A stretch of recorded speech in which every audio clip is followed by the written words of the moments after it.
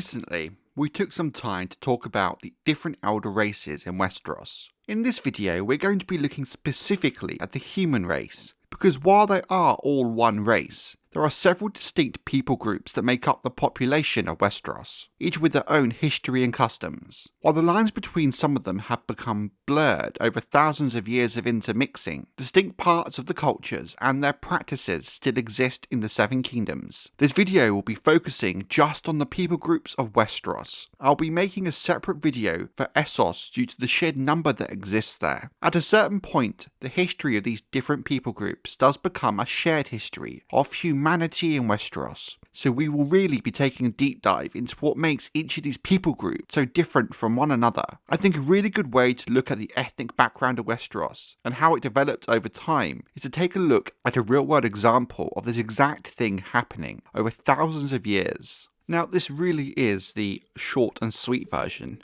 but from around the last Ice Age to about 800 BC, Britain was populated by small tribes of hunter-gatherers until the arrival of the Celts from mainland Europe, which was the first huge cultural shift in Britain. The Romans then invaded Britain in around 43 AD. While not managing to totally remove Celtic culture, the Romans did become the dominant one and fundamentally changed Britain. The Romans would then leave Britain in around 410 AD, as the Roman Empire began to shatter and fall apart. While the Romans themselves and the infrastructure they brought slowly dissipated away from Britain, elements of it remained behind. From 410 to 1066, the Germanic Anglo-Saxons filled the power gap left behind by the Romans. During the Anglo-Saxon period, after around 700 AD, there would also be regular invasions by the Vikings from Denmark and Sweden, with the power shifting back and forth between them and the Anglo-Saxons, with at one point Britain being split in half into the Danelaw and the Saxon kingdoms. Then, in 1066, William the Bastard, or as he's better known now, William the Conqueror, claimed the throne of England and invaded from Normandy, thus bringing a Norman French influence into Britain. When you look at the English language, it's very much a mixture of Celtic, Roman, Anglo-Saxon, Norse and Norman that has changed and evolved over time. Even today, when you look at the origins of town names in the UK, you can clearly see which areas were part of the Danelaw compared to the predominantly Saxon kingdoms. The story of Britain really is the story of all these people groups and cultures who forged it into the country it is today. When you look at how George R. R. Martin has created his world lore around Westeros and its people, it very clearly mirrors how Britain changed slowly over time, creating one culture influenced by all these people groups, even if there are still some places where one group is still more prominent than the others. Some 12,000 years ago, the first men appeared from the east, crossing the broken arm of Dorne before it was broken. They came with bronze swords and great leathern shields, riding horses. Maester Lewin to Bran Stark, A Game of Thrones Chapter 66, Bran 7. Given how widespread the race of men now is across Westeros, it's very easy to forget that before they arrived across the Lost Land Bridge at the Arm of Dorne, Westeros was a wild country, inhabited solely by the elder races of Westeros. There were no towns or settlements, with much of the open country formerly thick ancient woodland that was once the home of the children of the forest. We don't know where in Essos the first men came from. Some maesters believe they came from the grassland from across the eastern part of the continent. It was between 8 and 12,000 years ago, during the Dawn Age of Westeros, the first men came to Westeros, for reasons that are unknown to us, crossing into Dorne via the land bridge under the leadership of their first king, said to be the legendary figure Garth Greenhand. They made this perilous journey. They did not settle in Dorne, owing to its harsh climate, slowly spreading further and further north as up from the Red Mountains into the fertile lands of the Reach and the Stormlands. But Westeros was not as empty as it looked, and they soon crossed paths with the children of the forest. While the children were strong with magic and had crude weapons, the first men came with bronze swords and great leather shields atop horses, something completely new to Westeros. As the men settled in this new land, carving out holdfasts and farms, they chopped down and burned the carved weirwoods that were sacred as gods to the children of the forest. This provoked wars between the children and the first men. Though the children fought with their greenseers, magic and wood dancers, the first men were larger, stronger, and more technologically advanced. They cut down the weirwoods as they believed the greenseers could see through the eyes of the trees, something which would later be discovered as not too far from the truth. The war was bloody, brutal and long, but the children could not cope with the ever-growing tide of first men coming to Westeros, and they soon found themselves overwhelmed, being pushed further and further north. The first men had no written history, other than some rare carved runes, with most of what we know of them coming from old songs. What these songs tell us is that the desperate children of the forest gathered greenseers to the Isle of Faces, where they used dark magic to shatter the arm of Dorne with the so-called Hammer of the Waters, creating the island chain known as the Stepstones and the Broken Arm. A second attempt at the hammer flooded the neck into a swamp. Although the land bridge from Essos was shattered, it was already too late for the children and the greenseers, who had failed in their effort to halt the first men, who were already more numerous in Westeros. Eventually, the first men and the children reached a peace agreement called the Pact, agreed on the Isle of Faces. The first men gave dominion of the deep woods to the children and promised to stop cutting down weirwoods. In return, they received claim to the rest of Westeros. The pact began 4,000 years of friendship and peace between the two people. The years that followed the forging of the pact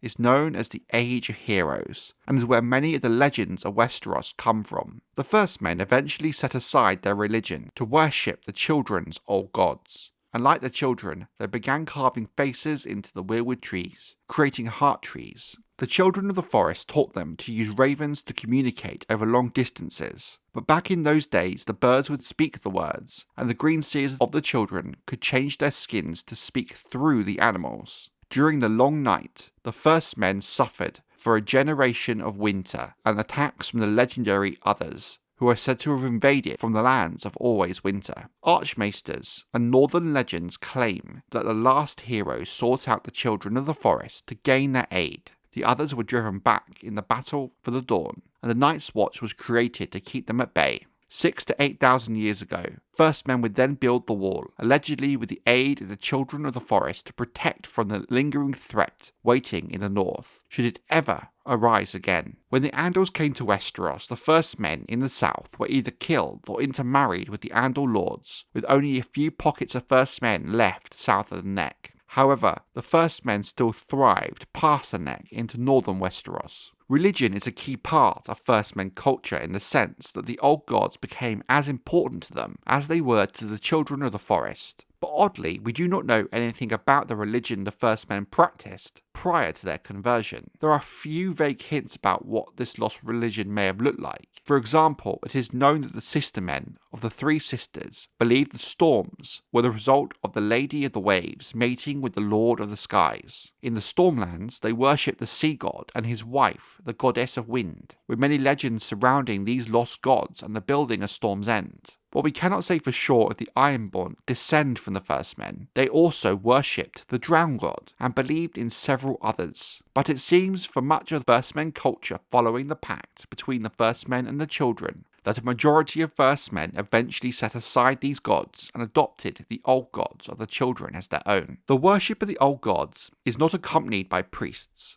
holy texts, songs of worship, and barely any rites to speak of. Prayers are done in silence and privately. Worshippers of the old gods visit godswoods, groves contained within castles throughout the Seven Kingdoms, where a heart tree can be found. These trees have faces carved into them and are considered sacred. Worshippers believe the old gods watch through the trees. The heart trees should typically be a weirwood tree, and godwoods are often the only places where living weirwoods still remain until one reaches the north. First men of old once held many unique customs and traditions that by the time of the main book series had widely died out, especially after Aegon's conquest of Westeros. An example of this is the concept of thraldom, which was a common practice among the first men before the arrival of the Andals. The first night was a widespread custom in which warlords and heroes slept with maidens on their wedding night. Pregnancies were seen by some as a blessing and a gift, as the new husband could raise the children of heroes as their own. But this practice was outlawed by King Jaehaerys Targaryen at the urging of his wife, Good Queen Alysanne, after her royal progress to the north. The move was deeply unpopular and caused some simmering political tensions with the Northmen. The custom of guest rights is both sacred rule and an ancient one at the very core of First Men culture. The guest rights are taken seriously, both beyond the wall and in the Seven Kingdoms to this day, and although it looms less in the Southern Kingdoms,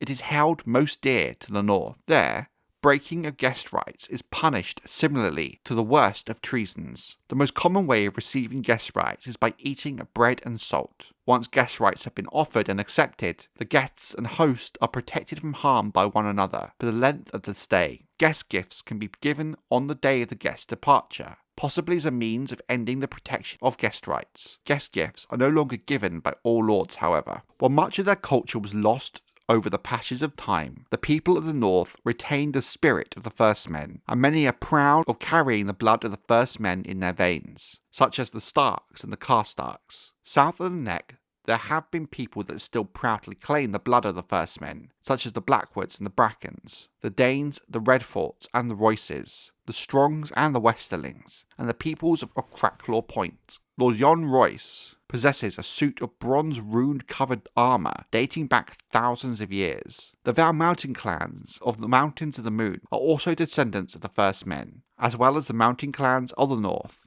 During Aegon's conquest, Aegon the Conqueror was proclaimed king of the Andals, the Rhoynar and the First Men by the High Septon in Old Town, and Aegon's successors on the Iron Throne have continued the usage of this title. Since the Seven Kingdoms continued to have inconsistent laws by the time of King Jaehaerys Targaryen, including some places following ancient laws of the First Men, Set and Bath began unifying them in a Great Code in 55 AC, which in turn eroded some First Men traditions. One god with 7 aspects. That's so, my lady, and you were right to point it out. But the mystery of the Seven, who are one, is not easy for simple folk to grasp. I am nothing if not simple, so I speak of 7 gods. Meriband, to Brienne of Tarth, Feast for Crows, Chapter 25, Brienne 5. The Andals were the second wave of people to inhabit Westeros, arriving well after the First Men had established themselves throughout the whole of the continent, with several kingdoms now fighting for power. The Andal invasion caused the fall of many of these kingdoms of the First Men, which had developed in the wake of the Pact.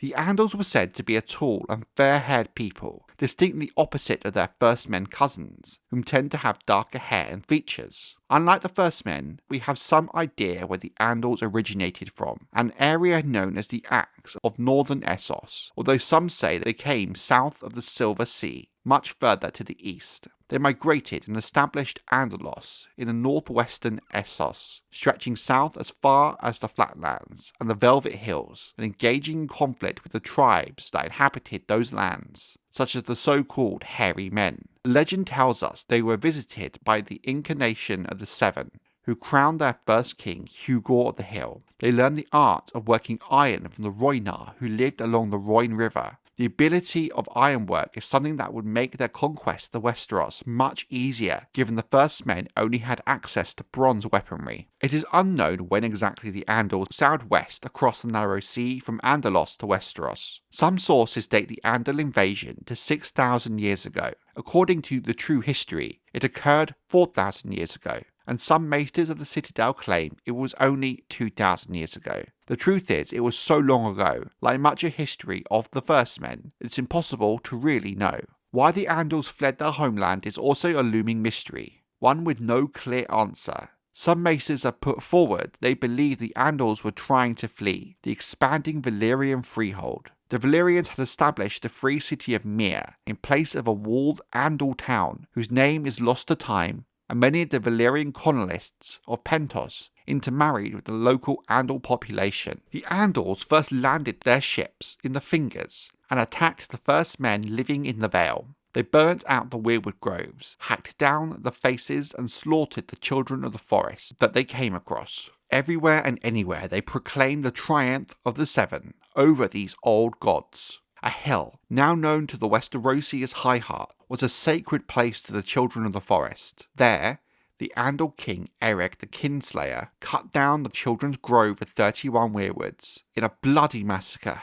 After several hundred years of war, the Andals conquered many of the First Men kingdoms, with just as many marrying into the southern kingdoms of the First Men, into houses such as Durrandon and Gardner, with these kingdoms becoming more Andal over time. It is only the Kings of Winter of House Stark who ruled the north who resisted the Andals successfully, stopping them at Moat Cailin. Thus, First Men culture and religion is still the dominant religion in the north. There are a handful of houses outside of the north, such as the Blackwoods and the Royces, who still boast their First Men heritage, with the Blackwoods still openly worshipping the old gods. But for the most part, the faith of the Seven became the dominant religion in Westeros, and remains so to this day. Members of the faith worship seven who are one, a single deity with seven aspects or faces. For the less educated, however, this concept is often very difficult to grasp, causing them to often believe there are indeed seven different gods. Depending on their needs, worshippers pray to the specific faces of the seven. The seven faces are the father, the mother, the warrior, the smith, the maiden, the crone, and the stranger.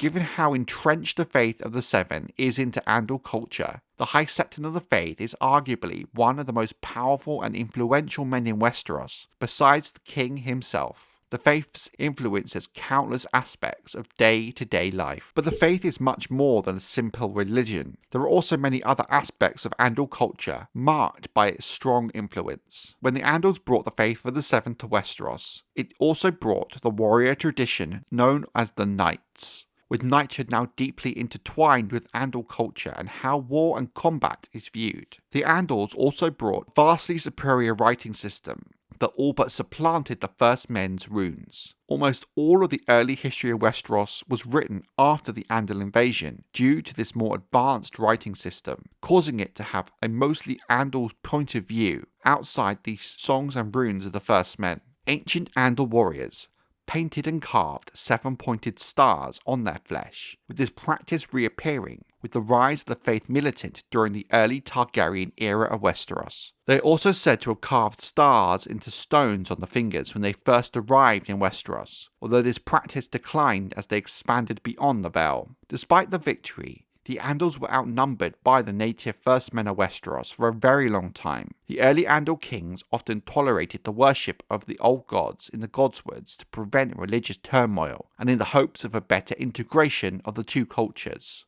Although the faith of the Seven came to dominate southern Westeros over time, while of course many see the north as a First Men kingdom and the south an Andal one, the truth is, over the millennia, the First Men and the Andals have intermarried so many times in most of Westeros, save from the far north. Andals and First Men on a genetic level are one and the same, with much of the remaining divide being cultural. Mudmen are snakes. They won't fight like decent folk. They sulk and use poisoned arrows. You never see them, but they see you. Those who go into bogs after them get lost and never come out.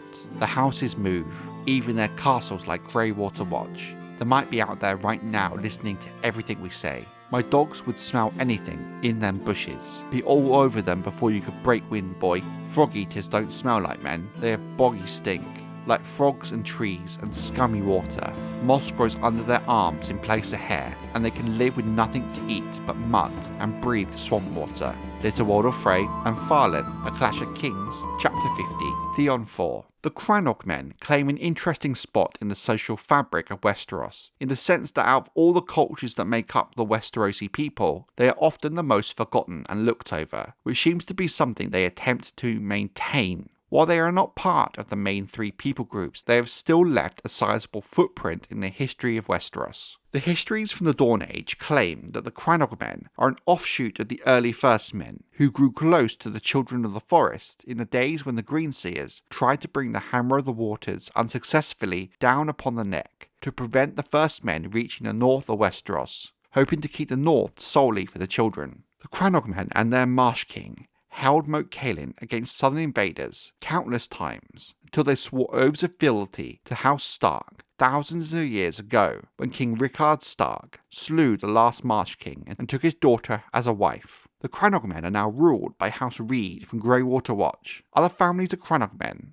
are House Blackmere, Bog, Cray, Fen, Greenwood, Peat, and Quark. They have a feud with House Frey, who have ruled the lands immediately south in the northern Riverlands for the last 600 years, over where exactly the borders of their lands lie. The Crannogmen live exclusively in the marshes and swamps of the Neck that were created by the Children of the Forest's failed attempt to use the Hammer of the Waters a second time. The Crannogmen are so called for their habit of living in small villages formed of reeds and thatch that sit atop floating islands in the mere. They're an extremely poor people and seldom leave their land, sustaining themselves on fishing and frogging. Some claim the Crannogmen's smaller stature is because of their intermarriages with the Children of the Forest, while others attribute their size to poor nutrition. Given there is a known high concentration of green seers within the Crannogmen, it's impossible to rule out the idea they did indeed breed with the children. Crannogmen are talented hunters and warriors. Despite their short stature and somewhat primitive lifestyle, they have proven notoriously difficult to conquer. They wield nets, bronze knives, and three-pointed frog spears with small round leather shields. They often implement guerrilla tactics and have ultimately mastered their difficult terrain. According to those who have fought them, their houses, even their castles, move. Crannogmen are looked down upon by most of the Seven Kingdoms for their tactics, which are viewed as cowardly. The Ironborn claim the Crannogmen poison their weapons and smear them with feces and worse things. Even a grazed by a poisoned arrow can be deadly. The swamp dwellers are disparaged as frog-eaters and mudmen, while Ironborn refer to them as bog devils. The men of the Riverlands allege the Crannogmen can breathe water and have green teeth, and have webbed hands and feet like frogs. It seems the only kingdom that have a positive relation with them is the Kingdom of the North, which they technically belong to. You may dress an Iron Man in silk and velvets, teach him to read and write and give him books, instruct him in courtesy and the mysteries of the faith. When you look into his eyes, the sea will be there, cold and grey. Writings of Maester Herrick, the world of ice and fire, the Iron Islands, the Old Way and the New. The Ironborn are natives of the Iron Islands in the Sunset Sea off the western coast of Westeros. They are known as the Iron Men, especially by those they raid. The men of the Greenland of Westeros also call them squids, as the Isles are ruled by House Greyjoy, whose sigil is a kraken. Their status among the people groups of Westeros is dubious at best, with no clear consensus on where they sit within it. The most accepted origin for the Ironborn state they descended from the first men who settled upon the Iron Islands thousands of years ago. Their sea stone chair, carved from an oily black stone, is said to have been found on the shores of Old Wick when they first arrived. Somewhat isolated from the rest of Westeros, the Ironborn created their own religion based around the drowned god. According to their priests, the Ironborn came from beneath the ocean and are more akin to fish and merlins than the rest of mankind. Archmaester Herrick theorizes that the ancestors of the Ironborn in fact came from lands west of the Sunset Sea, rather than descending from the First Men. The main issue with the First Men theory is, as far as we know, the First Men never had the ability to sail the distance needed to reach the Iron Islands, only having crude fishing vessels that were capable of fishing in shallower waters. So unless the Iron Islands were somehow connected to mainland Westeros at this time, it's hard to imagine how the First Men reached the shores of the Isles. The Salt Kings and Reavers who raided the shores of the Sunset Sea in antiquity are fondly remembered by singers and priests. The First Men of the mainland did not have a strong seafaring tradition, so the Iron Men controlled the seas from the frozen shore to the harbour. It is said that the Ironborn of old had often been blood drunk in battle, so berserk they felt no pain and feared no foe. While it's often believed that the Iron Islands are named after deposits of ore, the Ironborn insist their land are instead named after their people's fierce, hard, and unbending nature. The Ironborn of old pride themselves on their fierceness in battle and their sacred freedoms. The Ironborn are a people of the sea and are loath to go far from the water. Their captains are proud and willful, and are considered to be kings aboard their own ships. It is forbidden for Ironborn to spill the blood of other Ironborn, but drowning is acceptable by some. Literacy remains a rare skill in the Iron Islands to this day. Those who are literate are often mocked as weaklings, or feared as sorcerers. Similar to the northern mountain clans, some heads of noble houses in the Iron Islands do not use the title Lord, but are referred to only by their house's name, such as the Spa or the Stonehouse. Amongst the many titles, Balon Greyjoy includes the Greyjoy. Arian Greyjoy refers to Melred Merlin as the Merlin, while Meldred styles himself lord in the manner of the Greenlands of mainland Westeros. The Old Way is a term used by the Ironborn to refer to the ancient tradition of reaving and plundering. In the Old Way, the Ironborn took whatever they wanted, be it wealth, women, or gold, and the reavers were feared all over. The Ironborn consider this paying the iron price. The Old Way came to an end when King Aegon I Targaryen, Aegon the Conqueror, killed Harrenhal in the burning of Harrenhal during his conquest. Sporadic attempts have been made by the Ironborn to restore the Old Way to the islands, such as by Lords Dagon and Balon Greyjoy, but have all failed. Some Ironmen still yet yearn its return. However, no matter if the Ironborn descend from the First Men or not, they stand apart from the West of Westeros in their culture and religion, and are still fiercely independent people after thousands of years. Remember, she is Dornish. In the Reach, men said it was food that made Dornishmen so hot-tempered, and their women so wild and wanton. Fiery peppers and strange spices heat the blood. She cannot help herself. The Thoughts of Aris Oakheart, A Feast for Crows, Chapter 13. The Soiled Knight. The Dornish are the third accepted main people group of Westeros, having descended from the Rhoynar refugees from Essos, intermarrying with the native Dornish population and settling in Dorne after the fall of Rhoyne. They have a reputation for hot-bloodedness and sexual licentiousness, and are largely viewed with mistrust and rivalry, mostly by the people of the Dornish marches in the neighbouring Stormlands and Reach. In Dorne, the descent from the Rhoynar is strongest out of all the main three people groups. Kind of like the North is to the First Men, Dorne is almost an enclave of the Rhoynar population at this point. The Rhoynar were a slender people, with smooth olive skin, black hair and dark eyes. Their impact on the Dornish gene pool is strongest along the coastline and grows fainter farther inland. Dornishmen with more Andal and First Men blood are larger and fiercer than those with more Rhoynish blood, but those with large amounts of First Men or Andal descent have become far less common. Given the Rhoynar refugees settled in an already established kingdom, Dornish culture has First Men and Andal origins mixed in with it, but have become strongly influenced by the mass migration of the Rhoynar who settled in Dorne. Their influence can be observed in many Dornish customs, including the laws of inheritance. In Dorne, unlike the other 6 kingdoms, there is no distinction made between sons and daughters. Instead, children inherit in order of birth regardless of gender, as per Rhoynish custom. In the case of an inheriting female, her last name will be passed on to her children, instead of the name of her husband. Furthermore, views on bastardy are milder in Dorne compared to the rest of Westeros, especially when a child is born to a paramour, a recognised lover of a Dornishman. The Dornish are not greatly concerned if a child is born in or out of wedlock. The Dornish speak the common tongue, as does the rest of the 7 kingdoms, but unlike in the other kingdoms, their speech is marked by the influence of the language of the Rhoynar. This influence can be found all over Dorne, but most strongly among the salty Dornishmen, who have the most Rhoynish blood. The Dornish speak with a drawl, stretching, rolling, or littering some words. Some describe the Dornish speech as charming. The Marcher Lords, however, often claim they find it hard and almost impossible to decipher the Dornish accent. The Dornish primarily follow the faith of the 7, although red temples of the Lord of Light, R'hllor, can be found within Dorne in many of the ports.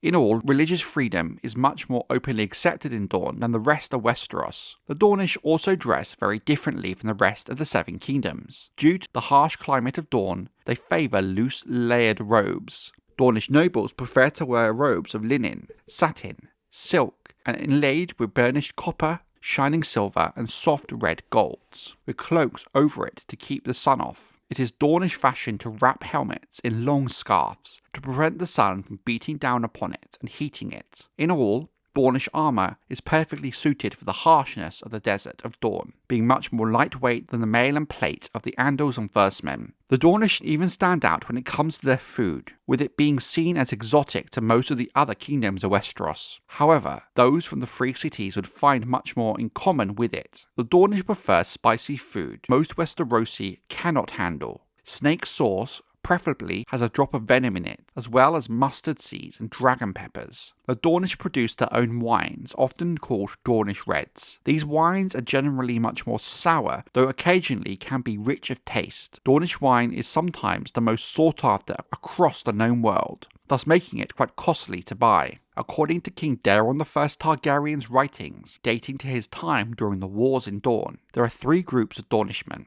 Salty Dornishmen live along the coast, mainly along the Broken Arm region, where the Red Mountains stretch out into the Sea of Dorne. These Dornishmen have dark hair with smooth olive skin, having been most strongly influenced by the Rhoynar. The Martells of Sunspear would be considered salty Dornishmen. Sandy Dornishmen live in the deserts and the long river valleys, with faces burnt brown by the hot Dornish sun. They are even darker than the salty Dornishmen. These may include the Ullers and Orgyles, houses which were founded by adventurers who braved the desert. Stony Dornishmen live in the passages and the heights of the Red Mountains. They had the most Andal and Firstmen blood. Some Stony Dornish might follow Andal rather than Rhoynar laws of inheritance. They are fair skin, freckled, or burn in the sun, and have brown or blonde hair. These include the likes of House Ironwood, with their blonde hair and blue eyes, the yellow-haired Fowlers, and the pale blonde or dark-haired Danes. Additionally, a fourth smaller group exists. The Orphans of the Greenblood are pure Rhoynar who ply the Greenblood in pole boats. Despite attempts by priests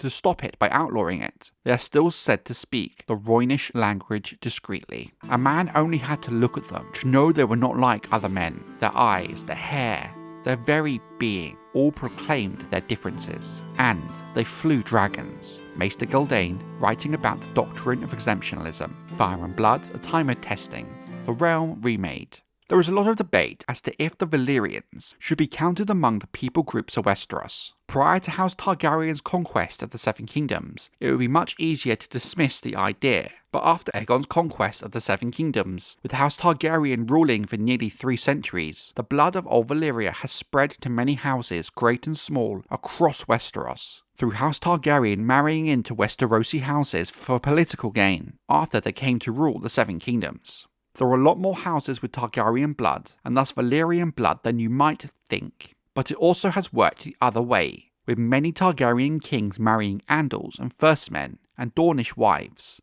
thus bringing the blood of these people groups into the royal line. Valyrians are a race originating in Essos, from the Valyrian Peninsula, which was once a vast dragon-riding empire before the Doom ended it all in a fiery instant. Valyrians were originally a civilization sheltered in the 14 Flames, a ring of volcanoes on the Valyrian Peninsula. Valyrian stories claim that dragons originated in their lands, although tales from Asshai claim the beasts were brought to Valyria from the Shadowlands. Valyrians tamed dragons with magic, taught to them by the Asshai, and made the beasts into devastating weapons of war. With the aid of dragons, the Valyrians established the Freehold. After the Doom, Valyrians survived in Lys, where even the small folk had pale skin and silver gold hair, and purple and lilac eyes of the Dragonlords of old, as well as in Volantis among the Old Blood, which trace their descent to the Valyrian Freehold itself. When talking about Valyrian blood in Westeros, there are 3 houses that descend from the Freehold: House Velaryon, House Celtigar, and House Targaryen, with House Targaryen being the only Dragonlords to escape the Doom. Valyrians are famous for having silver gold hair and violet purple eyes, characteristics not found among any of the other people groups in the known world. This can vary from white to silver gold to blonde hair,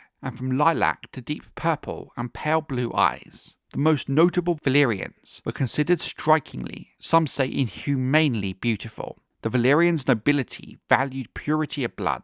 Therefore, the practice of incest was common in Old Valyria, and the Valyrians customarily wed brother to sister. These practices were not limited to the Freehold. On Dragonstone, the Targaryens continued to practice incestuous marriages and polygamy to keep their dragon bloodline pure. The language Valyrians spoke was High Valyrian, with House Targaryen maintaining speaking the language even after they became High Kings of Westeros. The Valyrians had a number of different gods, including the likes of Balerion, Meraxes, Vhagar and Syrax. However, we know little details about how these gods were worshipped or how the religion itself functioned. According to some scholars, the Dragonlords regarded all faiths as equally false, and looked down on clergy and temples as relics of more primitive times, but useful to placate lower classes with promises of a better life to come after death.